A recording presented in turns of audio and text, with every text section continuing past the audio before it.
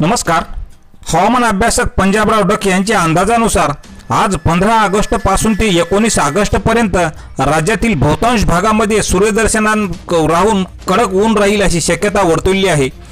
तर काही भागात म्हणजे पालघर, रायगड, रत्नागिरी, सिंधुदुर्ग आणि कोकणातील अनेक जिल्ह्यात मध्यम तर काही ठिकाणी जोरदार पाऊस राहील।